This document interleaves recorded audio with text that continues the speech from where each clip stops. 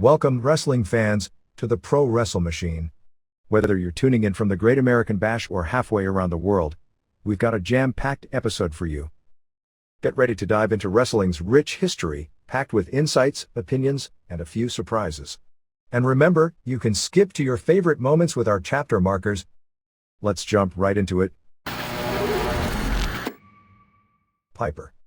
This article was originally published in the August 10, 2015 Wrestling Observer newsletter. Roddy Piper, Tribute. By Dave Meltzer. Just when they think they've got all the answers, I change the questions. Rowdy Roddy Piper, whose incredible work as a heel outright changed the complexion and history of pro wrestling, passed away at his Hollywood home in his sleep on July 30th, at the age of 61. My name is Roderick George Piper. Roderick, that's Gaelic for conqueror. George, that's Gaelic for George. Piper was found dead the next morning. According to the Los Angeles County Medical Examiner's Office, Piper, born Roderick George Toombs on April 17, 1954, suffered a blood clot in one of his lungs, which, combined with suffering from hypertension, caused a fatal heart attack. There was no evidence that anything passed that caused the death, and there is set to be no further examinations. When Vince McMahon started his national expansion by doing a television taping in St. Louis, Missouri, on December 27, 1983, Hulk Hogan, Roddy Piper, David Schultz, Hogan's rival at the time in AWA, and announcer Gene Okerlund, the AWA's top announcer, were expected to be the key new players. Unlike many who left their companies like the AWA with no notice and just never came back to work, Piper went to Jim Crockett and told him the offer he was getting. Even though Piper was Crockett's second most popular wrestler at the time, behind only world champion Ric Flair, Crockett, not fully realizing what McMahon was planning, encouraged him to take the offer, and Piper even came back after working WWF tapings to finish up his last week of dates with Crockett, including coming back for a series of dog collar matches with Greg Valentine. Out of respect for Piper, Crockett didn't even have him lose in all the key cities on the way out, as he won his last match in almost every key market. In March, he actually worked 4 dates for Owen that he had promised before signing with McMahon, teaming with former heel rival turned face Buddy Rose. At another point, he raised the ire of McMahon, as he agreed to work Don Owen's biggest event of the decade, the May 21, 1985, Owen Family 60th Anniversary Show in Portland, and even though he had just done the first WrestleMania and was the biggest heel wrestling had seen in the modern era on a national basis, the fans in Oregon considered him a returning hero, showing his local visibility that had for the most part ended in 1980, 5 years later, meant more in that area than all the national television of the prior several years. When McMahon expanded nationally, Piper went so far as to tell McMahon he would not work any dates for WWF in either the Carolinas or Oregon because of how well Crockett and Don Owen treated him. And for years, he kept to his word. Not one other wrestler during that expansion period would do that, passed aside from giant Baba loyalists like the Funks, who at the time would not go to Japan against Baba when WWF still worked with New Japan. Weeks before his WWF debut, Piper was in perhaps the second biggest match, underneath the Flair vs. Race match, at the first Starrcade, where he beat Greg Valentine in a bloody dog collar match after an angle where Valentine destroyed Piper's ear and in storyline, took away much of the hearing in one of his ears. In actuality, the injury was to set up Piper going on a tour of All Japan Pro Wrestling, but Piper would always insist the injury was real and that he had lost much of his hearing in one ear. When Piper had to do a Piper's Pit with Valentine, McMahon was all about pretending that everything that happened elsewhere had never taken place, but Piper subtly brought up that even though both were heels, that the two had their problems in the past. Piper was actually brought in to be a wrestler/manager. At the time, Piper was considered the best talker in the business, but there were concerns over his size. In 1979, after he was already established as a money-drawing heel for years in Los Angeles, by that time had moved on to Oregon, he was brought to Madison Square Garden for a few prelim matches. Given the Wednesday night matches from the Olympic Auditorium in Los Angeles aired in New York on a 2-week tape delay, a large part of the fan base was already familiar with him. There was talk of bringing him in as a heel contender for champion Bob Backlund, but after seeing him, Vince McMahon Sr. felt he was too skinny, and it was felt he largely flopped. Piper claimed that Freddie Blassie stuffed Piper's bagpipes with toilet paper, and his gimmick that made him unique from early in his career was playing the bagpipes before his matches. He started to play and nothing came out, and he in 1 second turned into opening match comedy. Whether true or not, after he'd gotten a couple of prelim wins at the Garden over Frankie Williams, who he later had a memorable Piper's Pit with more than 5 years later, and Steve King, in his third MSG bout, he faced prelim veteran Johnny Rodz on the July 30, 1979 show. Rodz pretty much ate him up, making him look weak, before putting him over in 249, but it was in the most unimpressive fashion. Piper was scheduled to start at television the next day to build for a run with Backlund. But he looked so unimpressive against Rhodes that the plans were dropped. Over the next 5 years, Piper's star grew greatly. He became the most popular babyface the Pacific Northwest had seen since the heyday of Lonnie Main. He went to the Carolinas, the most talent-rich promotion in the U.S., where his talking and wrestling was strong enough that he became a super heel and then the company's number 2 babyface. He was introduced in Georgia as a television announcer, the sidekick of Gordon Solie. While he was not the first heel color commentator, he was the first to play the role on a national basis. He was an enormous success in the role. In 1981, Georgia Championship Wrestling, airing from 6:05 to 8:05 p.m. on Saturday nights, averaged a 6.4 rating and was the second highest rated cable television show in the country. The highest, believe it or not, was the Sunday 1-hour highlights package, which averaged a 6.6. At a time when pro wrestling was filled with great talkers, Piper was largely considered the best. But the WWF clearly had its qualms, introducing him more as a manager who sometimes wrestled, as opposed to a main event wrestler. It really wasn't until 3 months later, on March 25, 1984, Madison Square Garden show where Piper and Schultz wrestled Andre the Giant and Jimmy Snuka. The show drew a double sellout, both Madison Square Garden and the adjacent Felt Forum, with roughly 24,000 fans, billed as 26,092, for a rare WWF show without a WWF Championship match on top. While Backlund vs. Greg Valentine was the main event and the Piper tag was second from the top, the super heat between Piper, Snuka and Andre blew away the reaction of anything else on the show. The key was that Andre, who liked Piper from years earlier, sold big for Piper's boxing-style offense. Andre usually would only sell like that for the biggest heels, but the people bought it, and the WWF largely pulled him from the manager role and went with him as their top heel.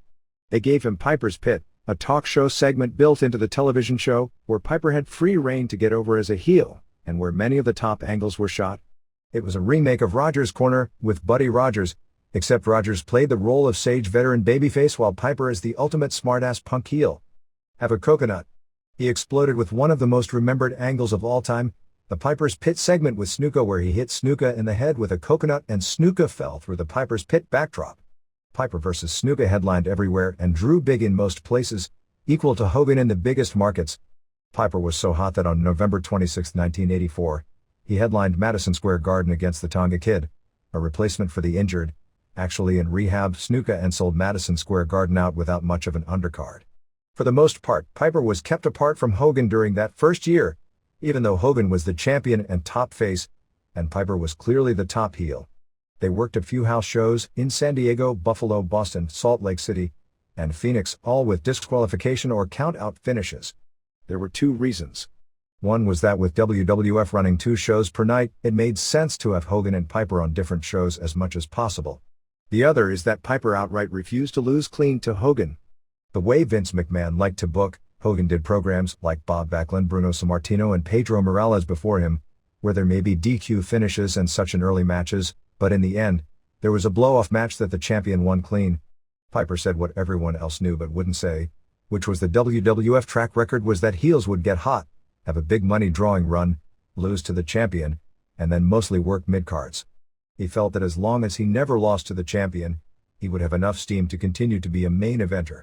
In fact, during his first run in WWF, through his first announced retirement angle in 1987, Piper only lost 1 match via pinfall, a Fijian death match to Snuka on July 20, 1984, at Kiel Auditorium in St. Louis in their 3rd singles meeting in the city. So while the guys like Valentine, Iron Sheik and David Schultz continued to have jobs, they weren't headlining so much after their runs with Hogan. Randy Savage, years later, was an exception, as was Piper. So it was one of the biggest matches in the history of Madison Square Garden, the war to settle the score, on February 18, 1985. Even though the main event would air live on MTV, both Madison Square Garden and the Felt Forum were sold out with 24,000 fans for Hogan vs. Piper, in what was actually meant as an angle to set up what would be the biggest until that time, and with the benefit of historical perspective, the most important pro wrestling event in history. The show drew a 9.1 rating to this day, still the highest rated pro wrestling show in the history of cable television. Hogan beat Piper via DQ, but the result was less important than Piper attacking just-turned babyface Lou Albano, and threatened rock star Cyndi Lauper, how Mr. T made the save to set up the first WrestleMania on March 31, 1985. The main event was Hogan and Mr. T versus Piper and Paul Orndorff, with Snuka and Bob Orton Jr., who played Piper's bodyguard Ace, with the perpetually broken arm and cast he would use as a weapon, in the respective corners. Muhammad Ali was to be the referee, although the day of the show, when it became clear Ali was so far gone that he could not handle the job, it was switched and Pat Patterson took over. That had a secondary purpose, as Patterson, the booker, being in the ring, could help guide Mr. T, who was totally inexperienced and just told to do what he knew from his days as a champion high school wrestler. All Ali did was, when given the cue, he counted as Mr. T pinned Orndorff. Mr. T got cold feet the day of the show and nearly no-showed. A tough street fighter and bouncer, Mr. T, unlike most Americans who saw his scowl and delivery, and bought that the B.A. Baracus character on the A-Team was real and thought he was one of the toughest bouncers and street fighters, he knew his limitations. One of the reasons for the success of WrestleMania is people didn't believe the wrestlers were real, but they believed Mr. T was very real, and that the fake Big Mouth Pipers was going to pay for his taunting him. Mr. T felt if he got beat up, his character and image would be dead. A few months earlier, one of the WWF wrestlers, David Schultz, evidently mad because Mr. T had come into his profession, went after him at a show in Los Angeles. Schultz was a lot bigger and had his own Street Fighter rep in pro wrestling as being a tough guy. He never got to T and ended up being fired by WWF, but T didn't know if somebody would try and make a real-world reputation off him. Piper was supposed to get pinned by Mr. T at the first WrestleMania, since he was the guy who the heat was with. He refused, and Orndorff instead did the job. It was that reputation that was the reason the second WrestleMania match, a boxing match with Piper versus Mr. T, was such a disaster, although the disaster led to Piper's babyface turn. Because of the boxing gloves, even a worked boxing match requires a degree of boxing training just for the conditioning of the arms and shoulders and legs to move unbelievably and be able to hold up gloves past a short period of time. Piper had a boxing background and went to train as a boxer for the fight. Mr. T was supposed to train with Joe Frazier, but would never show up. He had told people he couldn't afford to, because if he sparred and some real boxer put him down, the boxer would gain a worldwide reputation, and his reputation would be shot. So he showed up out of shape for such a match. He and Piper did a few practice runs of the match and they were disastrous. From those who saw them, the finished product of that match was actually better than expected, even though it was still pretty bad. While Hogan and Piper as the two big stars were generally drawing well, Vince McMahon's business tactics of spending big money to buy television time in the different markets, the huge cost of running so many shows nationally and the problems they were having in drawing in some markets left the company in financial straits. They had fallen way behind on some of their television and production bills. But there was an influx of cash from New Japan Pro Wrestling to book talent, and a $1 million check from Jim Crockett Promotions to buy the TBS contract, so at the time they were very much solvent. You'll never see me shave my hair into a mohawk and paint myself black. But WrestleMania itself was a gigantic gamble. It was an expensive undertaking. Pay-per-view was in its infancy. It did exist and there were a few companies that carried the first WrestleMania, but for the most part, it would be a closed-circuit show. The WWF rented out 200 arenas, many of them major, throughout North America. Madison Square Garden sold out instantly for the live event. In WWF's strongest markets, ticket sales were good. But that wasn't the case in most of the country. A week out, based on advances, it looked like it would be a major financial bloodletting. McMahon's company, not cash-rich at the time, could not afford a failure. Whether they truly would have gone out of business had the show flopped, or been able to find partners to refinance the company is something we'll never know. McMahon has stated that had the show failed, the company would have had to declare bankruptcy. The belief at the time in wrestling was this was a do or die. They canceled 67 showings where advance ticket sales were poor. But over the last week, WrestleMania exploded, largely due to doors that were opened by the star power of Mr. T. The show drew 400,000 fans in 133 closed-circuit locations, and ended up as a major success. McMahon had taken in more money in one day than most of his competitors did in a year. While there were markets it did not do well in, the die was cast and the existing promoters no longer had the type of economic resources to compete. As Ernie Ladd said days after the show, the war is over, it's just that they don't know it yet. If any of the three elements, the wrestling super babyface in Hogan, the mainstream superstar T, and the super antagonist to both, Piper, were not part of the equation, the show would probably not have succeeded. Orndorff could have been replaced by Orton, or John Studd, or almost anyone. Piper, with his wit and race-baiting Mr. T, could not have been replaced. There were only a couple of guys in the business who could have been put in that position and pulled it off. Years later, Piper always felt he never got his just due when people looked back at the success of that show and really the success of the expansion of WWF. The success was credited to Hogan, although really Mr. T was the most important component. But Mr. T just doing pro wrestling would not have meant nearly as much without somebody to beat up. And Piper was not only the right guy, but had the right build-up and got some mainstream name recognition from Piper's Pit being the forum of the Cyndi Lauper/Lou Albano angle that this all kicked off from. You do not throw rocks at a man who has a machine gun. After Piper's death, it was written that Piper was one of the greatest heels in pro wrestling history. And while he was, the irony of that is that with the exception of a forgettable run long after his prime, he had not been a heel since the fans turned him babyface in early 1986. It was at WrestleMania 2, where he faced Mr. T in a boxing match. Mr. T had started getting passé, and like with most great heels, fans started figuring out how good they were and started to appreciate them. Piper was cheered in the match, and came out of it as a face. Immediately, he was the number 2 face behind Hogan until retiring to start a movie career. He made repeated comebacks, sometimes treated as a legend, and sometimes not. In the late 90s, during the Monday Night Wars, Piper had surprised WWF by taking a bigger money WCW offer. He started out on top, reviving his feud with Hogan. This time both men were older, and had a different perspective. Hogan put Piper over clean the first time with a sleeper, but in a non-title match, allowing Hogan to then get his clean win when the title was at stake. Hogan vs. Piper was still box office magic in WCW at first, but Piper was one of many stars in the WCW cast of characters, and it was a source of great frustration. His mind worked in different ways. He was paranoid and felt disrespected. For a long period of time, Piper would travel everywhere with Johnny Fairplay, long before Fairplay made a name from reality TV. Once, when both were loaded and Fairplay was trying to get Piper out of a club before big problems erupted, they ended up in a serious car accident. Both were injured. Piper even disappeared. While obviously this wasn't the case, Piper would claim that the guy he hired, Fairplay, had tried to kill him. He felt WCW management and the younger generation of wrestlers had little to no respect for what he had accomplished and his role in the history of wrestling. His work wasn't good at this point, but he remained a push commodity because he was still a huge superstar to the public that remembered him from his 80s heyday. After he was fired by WCW in a cost-cutting move in 2000, Piper had his runs in both WWF and TNA.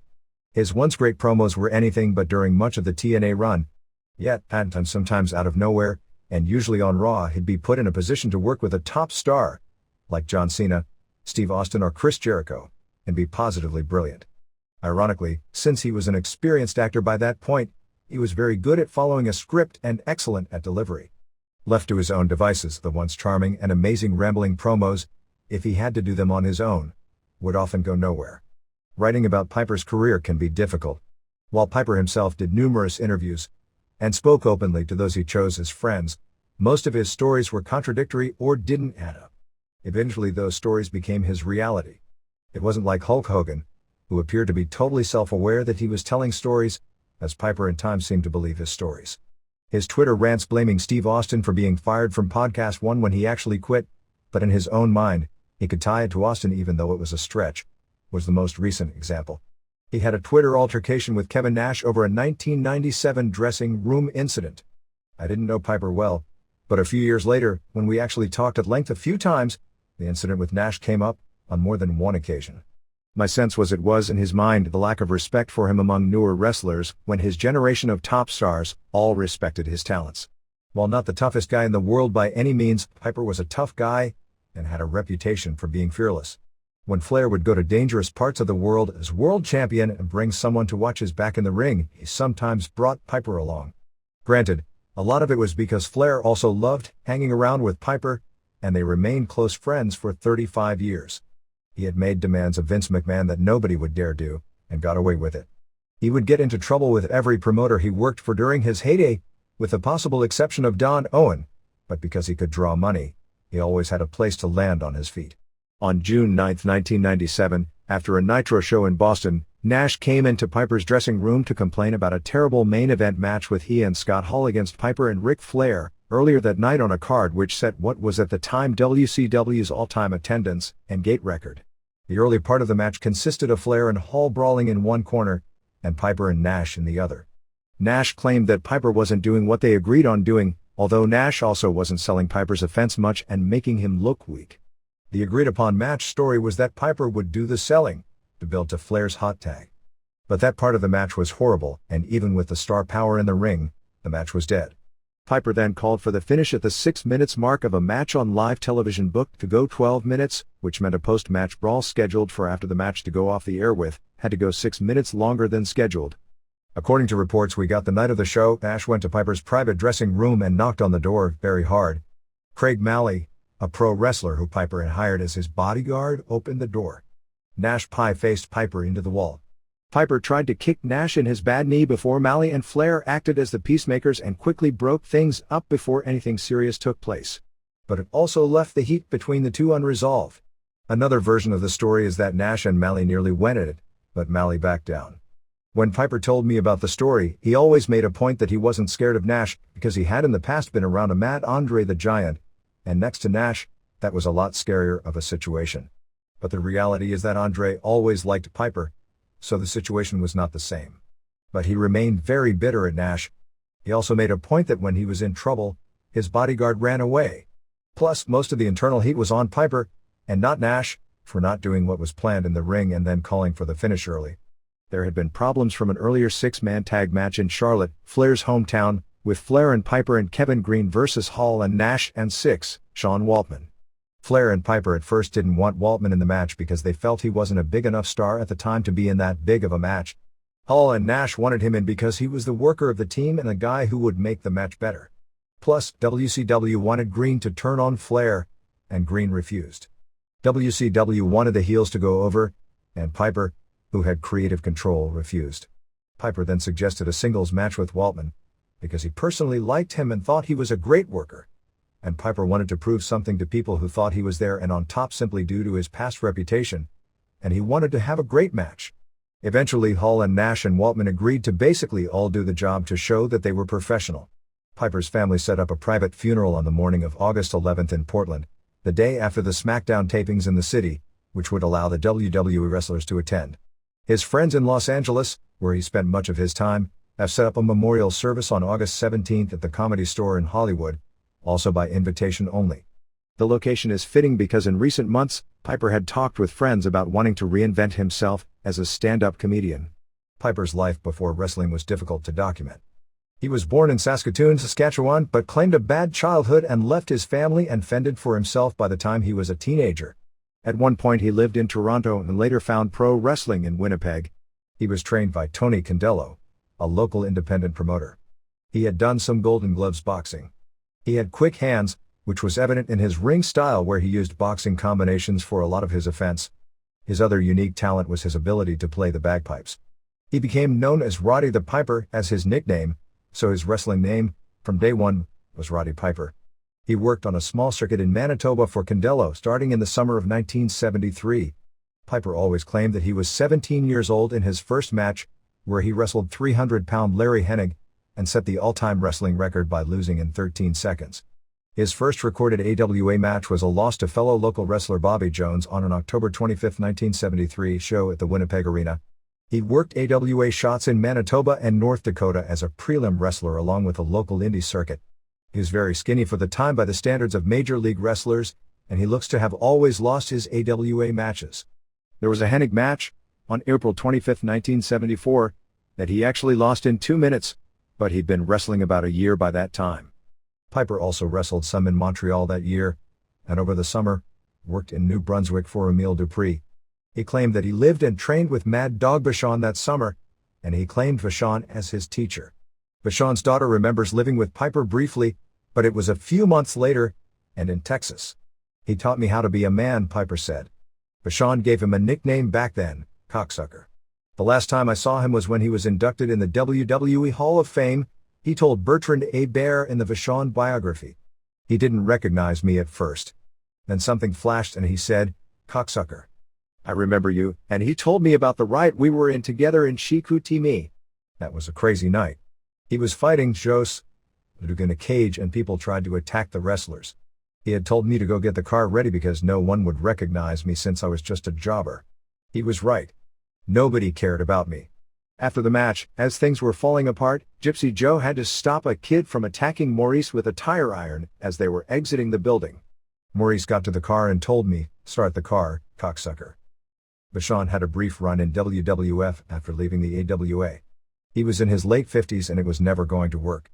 Time stood still in the AWA, so the older fans who remembered Vachon as world champion in the 60s and as Vern Gagne our rival were willing to go with the idea that the broken down, small, slow Mad Dog was still the killer he once was, plus he could still talk the talk.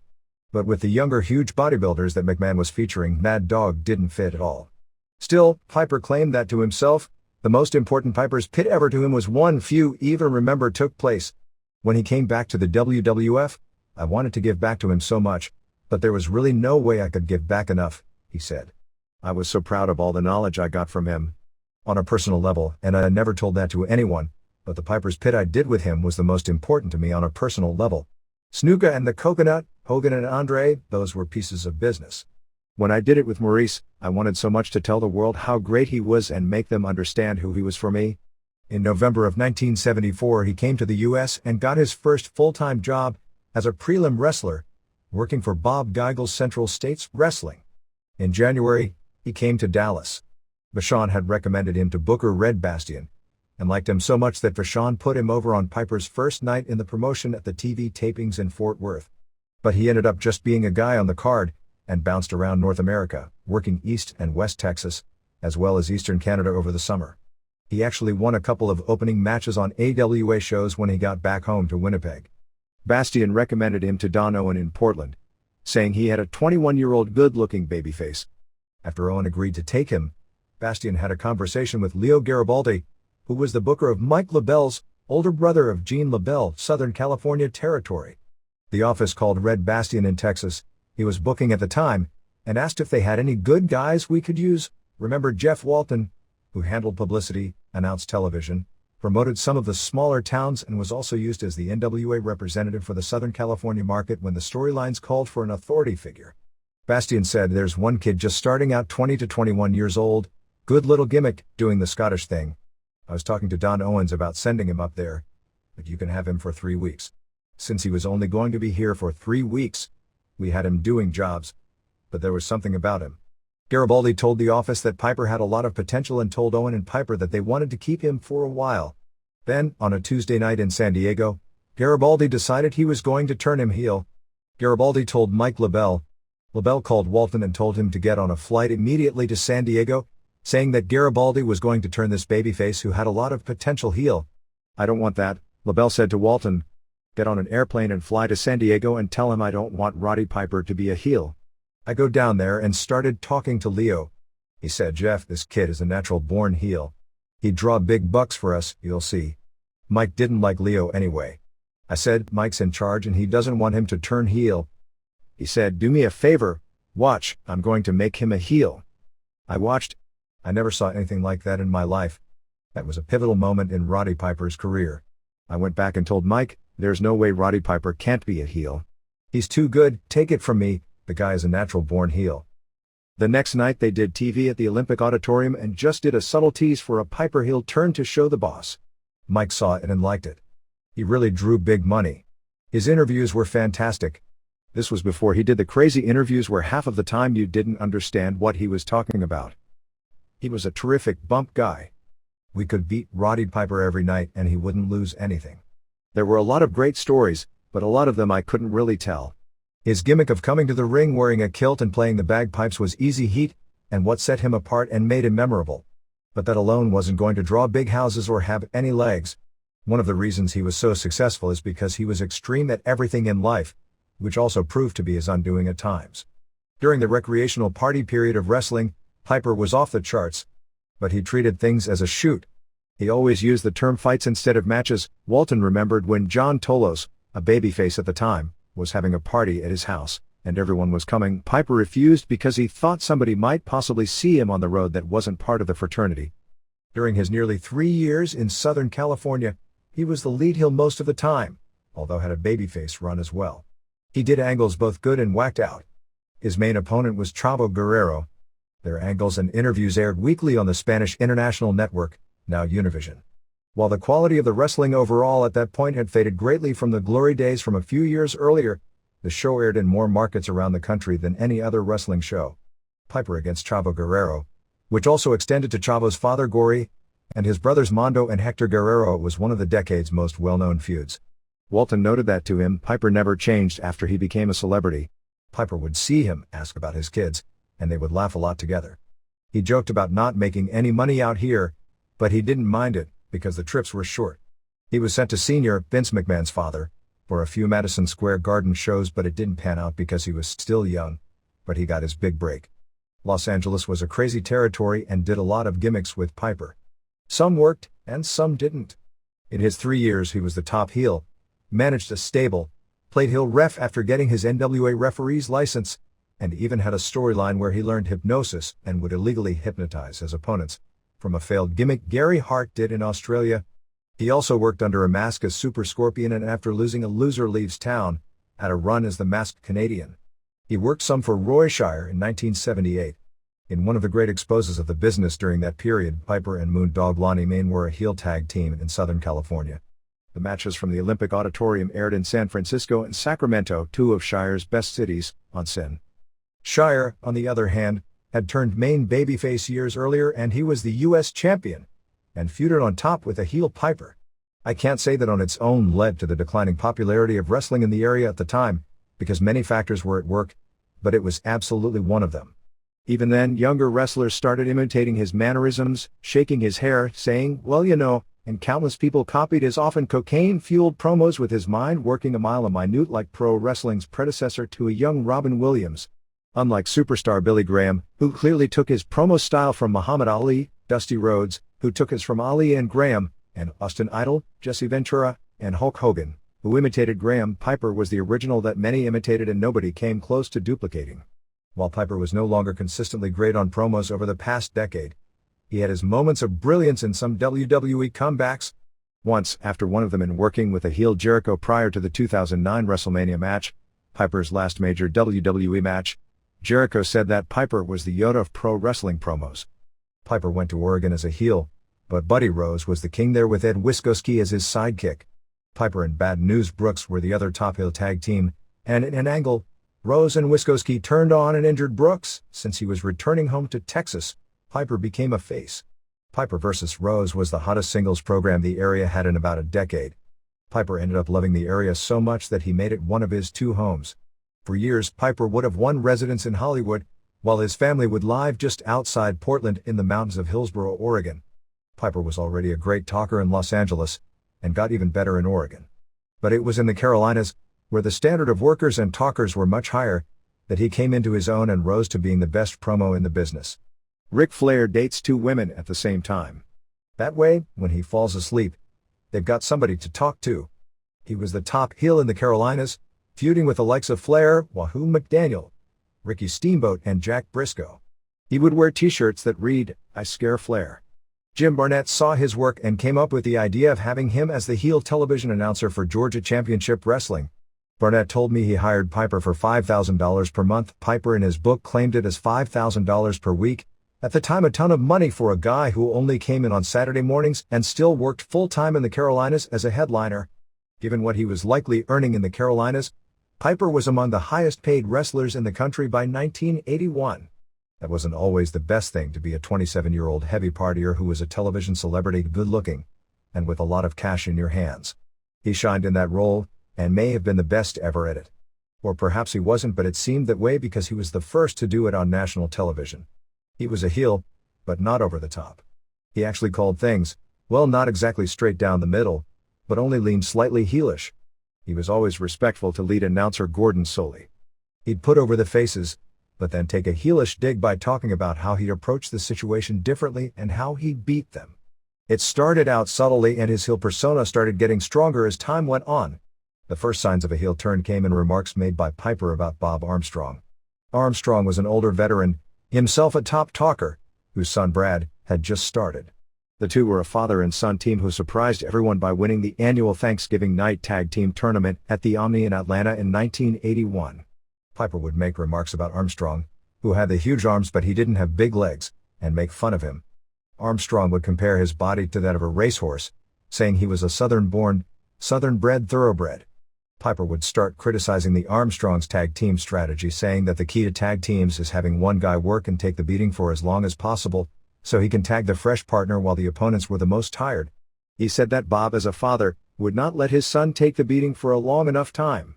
Piper out-talked everyone, drawing more and more ire out of the fans. Except he'd always sell for Flair, who was a heel in Georgia, but the world title was always put over big, and Armstrong's verbal jousts. Finally, after months, it exploded with a studio brawl between Piper and Armstrong, which was the hottest moment of the year on Georgia television. He's as strong as an ox, and almost as smart. About Ole Anderson. Ole Anderson was the booker at the time. While the ratings of Georgia Championship Wrestling were through the roof and it was the first legitimate hit in the history of cable television, business was not that strong at the time. The closing of the Atlanta City Auditorium meant that, since the tradition was to run weekly, they would run the Omni regularly. Atlanta went from being the major profit center for the promotion to mostly a break-even proposition, drawing about 5,000 paid per week. That would have been awesome to draw that 3 times a week in the smaller building and then do a big show at the Omni every month or so. That drew much bigger because they brought in outside talent and it was the Omni. But when every week was the Omni, the expense of the bigger building, and with running the Omni no longer making it inherently special, it was a struggle. Barnett had been patient, giving Piper nearly a year to get over. The program with Armstrong had built perfectly. Barnett was not attending the matches the night of the first Piper vs. Armstrong match, but the advance was the strongest of the year. Barnett usually stayed out of the booking, but he told Anderson, "Whatever you do, Piper has to win." Anderson had other ideas. Even though Armstrong was not his top babyface, he was a high mid-carder, but underneath Dusty Rhodes, Tommy Rich and Mr. Wrestling 2, and Piper was clearly the best heel. Anderson booked a non-finish, saying he didn't want a guy who wasn't full-time with his promotion. Piper was still going to be a Crockett guy and only work big shows for GCW, beating one of his full-time babyfaces. The show drew 12,000 fans. Barnett noted to me that Piper not winning softened the heat, as the idea was to use Armstrong as a stepping stone for Piper to face the bigger stars. When he never beat Bob, while he was a solid main event heel, he never popped a house like that again. While the fans turned Piper face in the WWF, it was a fan in a very different way, who did it in the Carolinas and Georgia. Piper was getting incredible heat, working a singles program with Jack Briscoe. There was a famous story that Flair once offered Piper money if he could take Briscoe, who in 1965 was the NCAA champion, down during a match. The idea is Piper would have the element of surprise going for him. Somehow instinctively, Briscoe figured it would, and everyone got a laugh out of Piper blowing himself up and getting nowhere. Briscoe told him after that Piper could take him down anytime he wanted as a work, but not when it's a shoot. In Raleigh, Piper got stabbed by an irate fan. Since he'd been getting so much heat, this was not his first dangerous situation. The decision was made to turn him babyface. It looks like he just gave birth to a litter of kangaroos. About Jerry Lawler in Georgia, there wasn't even an angle. Gordon Soley just went on television with a story about how there was a madman at a schoolyard with a knife threatening children. Piper, in protecting children and subduing the man, got stabbed. To drive the matter home, Piper and Don Morocco ended up in an argument. As it got physical, Soley was in the middle and was accidentally knocked down. Keep in mind that Soley was virtually never part of wrestling angles. Even as a heel, Piper was always respectful to Mr. Soley, and went crazy seeing his older legendary broadcast partner knocked down. Piper was instantly the top face, but his problems were such that after car wrecks and missing a main event or two, Anderson fired him. Crockett had also fired him during that period. But, because he was so popular and entertaining, and he spoke to everyone like he was so humble and gracious at all times, not to mention he was big draw, Crockett brought him back. While people often remember the 2 big shows in 1983, the Steamboat and Youngblood vs. Slaughter and Coronado show and the first Starrcade as the shows that launched Jim Crockett Promotions to new heights, it was months earlier, at the annual Thanksgiving show at the Greensboro Coliseum on November 25, 1982, that Flair vs. Piper in a babyface vs. babyface match for the NWA title set a then territory record with 15,496 paid. While Piper's best heel work was undoubtedly in WWF during the original Piper's Pit era, his mic work peak really was in the Carolinas and Georgia. It was probably his in-ring peak as well. Even though he worked a crazy schedule of almost nightly matches, travel was far more grueling and taxing in the WWF era where they'd crisscross the country back and forth, often in the same week. After the Mr. T match at WrestleMania 2, Piper's contract had expired. Because he was so famous, and actually could box. Boxing people tried to recruit him, figuring he'd be a super drawing card as a white heavyweight. He turned down the offers. He came back, and was a babyface in a gay-bashing angle with Adrian Adonis. Adonis and Piper went way back. When Adonis was early in his career as Keith Franks, the two were tag team partners in California, as well as opponents. In one of the sillier angles in a promotion that had a lot of silly angles, Piper said he would be able to get Adonis to quit smoking. They were also together in Oregon, where Ron Starr and Adrian Adonis was a regular babyface tag team that worked against Piper and Brooks. Adonis then became a major star in the AWA as a heel tag team partner with Jesse Ventura, and was later part of one of the best tag teams of that era with Dick Murdoch. By this point Adonis, a super talent, but badly overweight, was playing the most overtly gay character possible. Piper's race-baiting promos that made him a heel became babyface gay-bashing promos as a face. None of these would fly today. Years later, when Chael Sonnen, who grew up watching Piper, went to him for advice for promos on Anderson Silva, Piper gave him advice. Times had changed greatly from Piper's programs with T and Adonis. Sonnen didn't use it, since that advice would have resulted in Sonnen's career being over and UFC probably losing television. In the angle with Adonis, Orton turned on Piper, and Morocco also joined Adonis in laying Piper out. They ended up putting lipstick on him, while destroying the Piper's pit set. Piper vs. Adonis was the number 3 match at the Hogan vs. Andre WrestleMania at the Pontiac Silverdome. It was a hair versus hair match. Piper had also announced that would be his final match. "I came here to chew bubblegum and kick ass, and I'm all out of bubblegum." He did a lot of acting over the years, including his most famous role as the lead in the cult classic, They Live, where he fought aliens disguised as people. The movie had a 5-minute pro wrestling-inspired fight scene, and featured perhaps his most famous line ever. John Carpenter always claimed that Piper ad-libbed that line while filming. "Ric Flair, you just called me a woman. Well, I want to know, how does it feel to get beat by a woman?" He came back many times. With the exception of one match with Snuka, and multiple matches with best friend Flair, Piper still refused to lose matches by pinfall in WWF, until the 1992 WrestleMania, where he put over Bret Hart for the Intercontinental title. "Piper passed the torch to me at WrestleMania," said Hart to Sports Illustrated. "I think I was the first guy who pinned him in the ring. Roddy was one of the first guys to help make me into a main attraction. I was supposed to work, at one point, with Ultimate Warrior, but he never passed the torch to anybody. Hogan didn't have enough respect to put me over or help the next generation. When I think back about my career, with the exception of Mr. Perfect, Roddy Piper was the only guy who said, 'I'm going to help make one of these new guys into a star for the next generation.' I'll never forget that. Roddy was always about business and trying to help the young guys, and he did that for me." Still, Piper was hard to explain. When Vince McMahon commissioned a hit piece on Hart, similar to the self-destruction of the Ultimate Warrior, for a DVD release, which saw interviews cut and later discarded when Hart agreed to do a DVD with McMahon, partially to avoid the other tape being done, and long before their ultimate business reconciliation, it was shocking to see that Piper was on the tape smearing him, because Piper always referred to the Hart family as his cousins. But still, Piper and Hart remained close friends. Piper had unique relations with a lot of people, constantly knocking promoters, including Vince McMahon, for how they abused talent and all the young deaths, yet always making up with him. He quit many times, and was fired once as well, for remarks made on a 2003 episode of HBO's Real Sports with Bryant Gumbel. He blamed the wrestling industry for its horrible track record of young deaths. "Everybody's dead. They're all dying early and nobody cares about it. They take them and they screw them up so much." Piper said that the wrestling business has a great entrance plan, quick fame and adulation, but no exit plan. He said he was still wrestling at 49 years old because he couldn't touch his pension plan until he reaches 65. And then he said, "I'm not going to make 65. WWE wrote in the release, Piper stated that he used drugs for many years while working in professional wrestling, and that he does not like the person that he becomes when he actively performs as a professional wrestler. They said they would help him out by having him no longer be a pro wrestler." He then went to TNA from 2003 to 2005, and returned to WWF in 2005, in a deal that included his being inducted into that year's Hall of Fame. But Piper also credited wrestling fans with saving his life. At the November 5, 2006 Cyber Sunday pay-per-view, Piper was among those to be chosen from to be tag team partner with Ric Flair to face the Spirit Squad that night. The angle was designed to team Flair with Dusty Rhodes, but the fans instead picked Piper. Piper was feeling terrible while on a European tour for WWF, and was diagnosed with Hodgkin's lymphoma, which, because it was caught in its early stages, he beat it. Rowdy Roddy Piper career title history.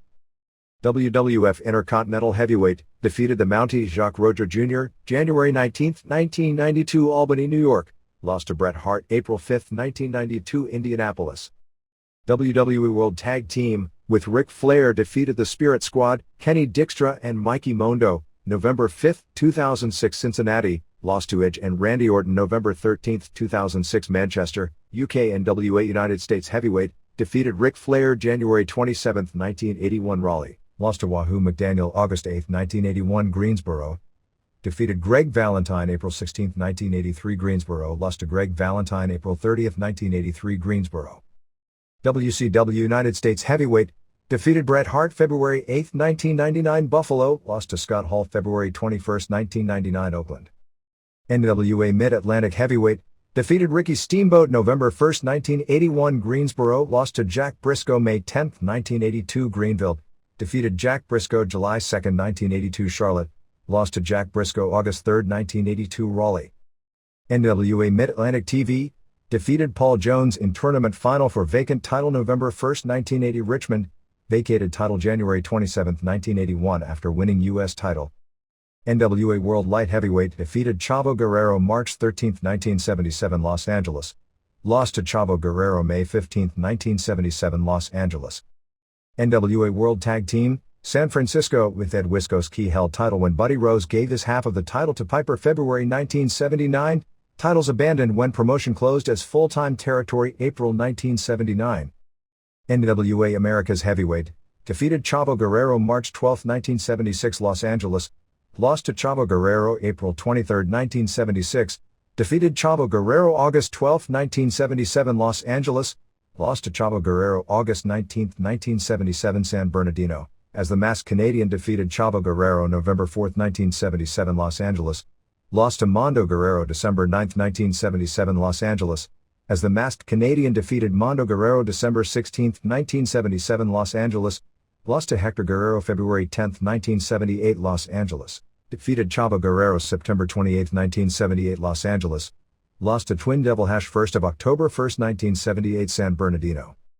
NWA America's Tag Team, with Crusher Verdú defeated Chavo and Gory Guerrero February 28, 1976, Piper vacated his half of title July 1976, with the Hangman defeated Raul and Carlos Mata October 29, 1976, lost to Victor Rivera and Cien Caras January 21, 1977, with Keith Franks, Adrian Adonis, defeated Mondo Guerrero and Tom Jones July 22, 1977, lost to Mondo Guerrero and Tom Jones July 29, 1977, as Masked Canadian with Chavo Guerrero defeated Black Gordman and Great Goliath October 1977. Lost to Black Gordman and Great Goliath November 2, 1977, with Ron Bass defeated Chavo Guerrero and Black Gordman April 21, 1978 Los Angeles, lost to Black Gordman and Hector Guerrero May 26, 1978 Los Angeles, with Pak Chu, Kengo Kimura, defeated Black Gordman and Ryuma Go September 1, 1978, lost to Twin Devils 1978.